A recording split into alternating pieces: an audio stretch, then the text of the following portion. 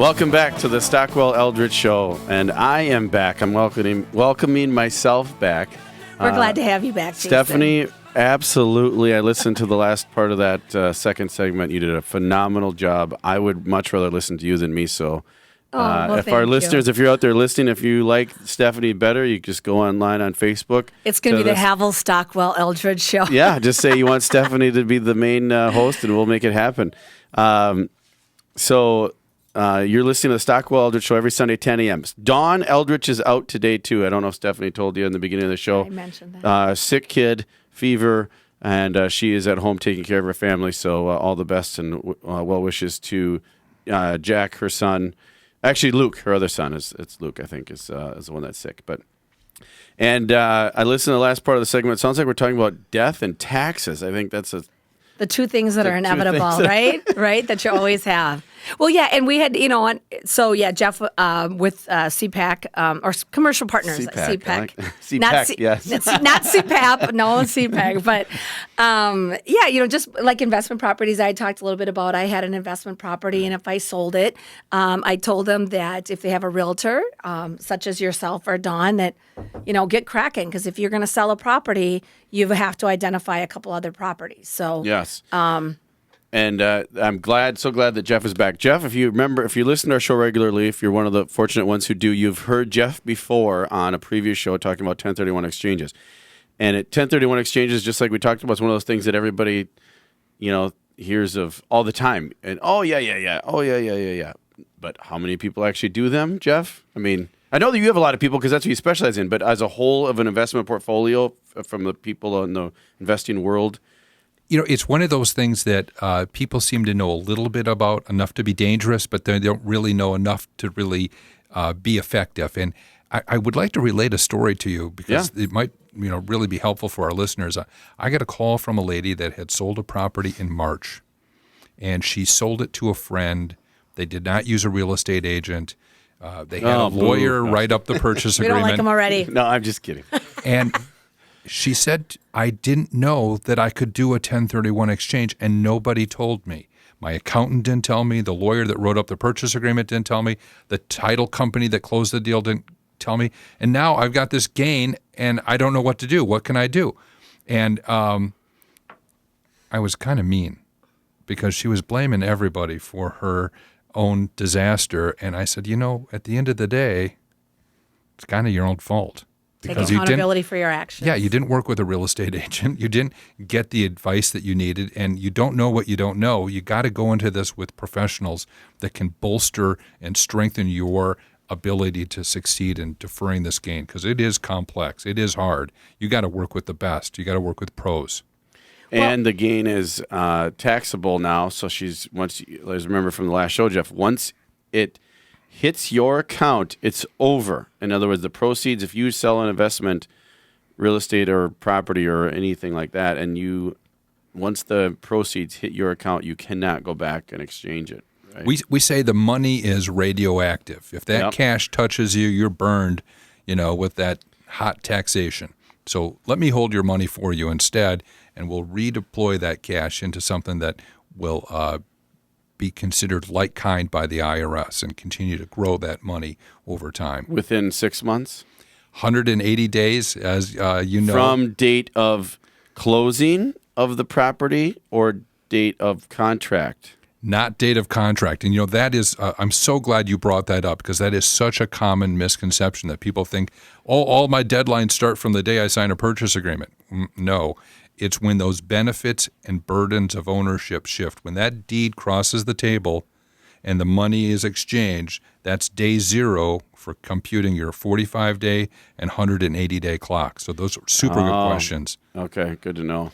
And kind of talking about all this, though, what about, I guess, how do you get out of all of it, Or if, unfortunately we've had, if you were to pass away or something like that, I mean, what if you just want to be done with all of it? What are some exit strategies with the 1031 or? Yeah, that's a good question, Stephanie. So let's say you build up and you exchange your way into $1 million or whatever, a large building or a large piece of real estate or asset and it's in a 1031 exchange, and now you're getting to an age where you're like, well, I'm kind of going to retire, or I'm retired, and now what do I do? Yeah, because I've had some And it's clients. in this, and then you're writing out your plans and saying, okay, here's what I'm going to do with this and that, and I'm doing a will and all that. Then what? I've been doing this for 20 years, and I have seen some of my clients that I first started with. They're starting out with a single-family rental, and they change that into a fourplex, and then they change that into a 16-unit.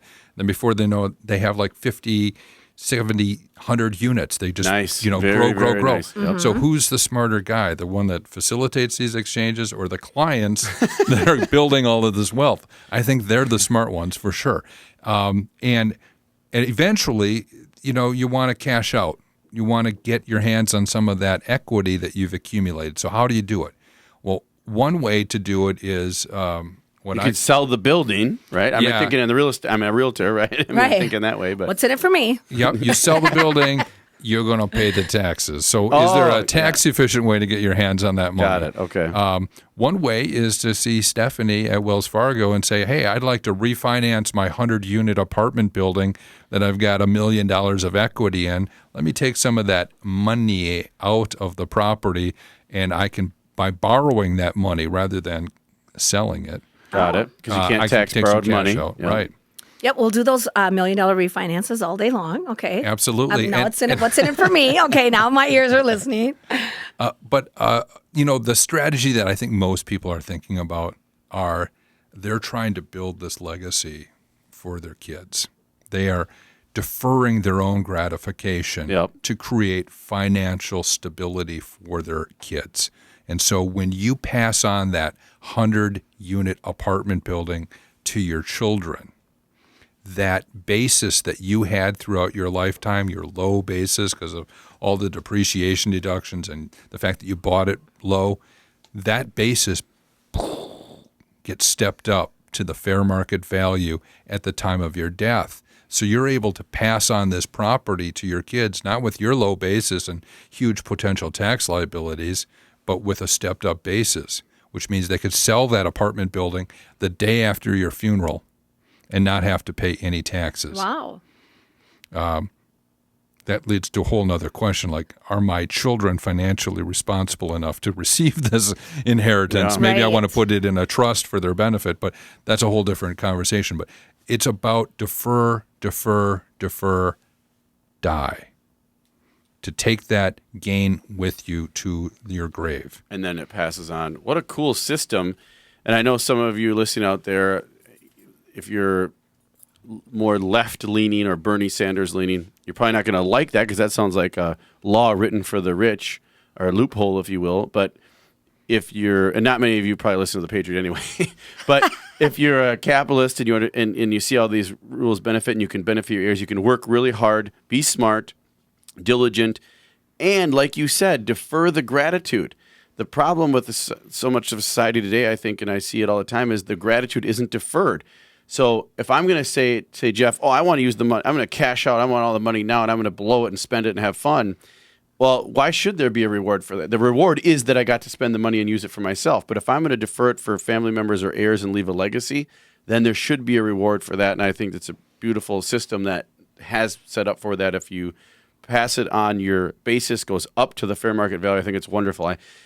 So the question I have about it is, you deal with, Jeff, people all the time in this that are doing 1031 exchanges. I still don't see it, in a regular basis in real estate, in residential real estate. I mean, we don't do a whole lot of commercial, maybe one or two commercial transactions a year. I don't see it in a vast majority of residential transactions. I see people just selling their duplex and buying the other duplex. Or I see people thinking they're going to do a 1031 exchange when they probably shouldn't be doing one, and they do it themselves, and they hire some company from Nevada that's going to facilitate it. I got a call from a real estate agent in the McAllister Groveland area. She took a class that I put on 18 years ago. All right. Yep. She just remembered me from 18 years ago. She goes, I never see this stuff because I'm selling homes in McAllister Groveland. I'm not in the commercial realm. Yep. But boom, she gets a client that has 3 duplexes on St. Clair Avenue, and they're all been held for investment rental purposes, and it like that training from 18 years ago came into action, and she was able to hook that client up with me, and we're going to save that client a ton of money in Nice. taxes. Listen, if you're in residential real estate long enough, you're going to see a duplex, a fourplex, a single-family rental, and every one of those sales is an opportunity for you to add tremendous value to your representation of the client by safeguarding their money and safeguarding their tax efficiency. And furthermore, I would say this, that if you know about this or can bring value to the table, they may not sell if they don't have the option of the 1031, because they're going to say, well, why would I? I'm going to be penalized. And you say, well, but they really want to get rid of it. Let's say they want to get out of the duplexes, and they want to get into something else, land development, or who knows, anything else.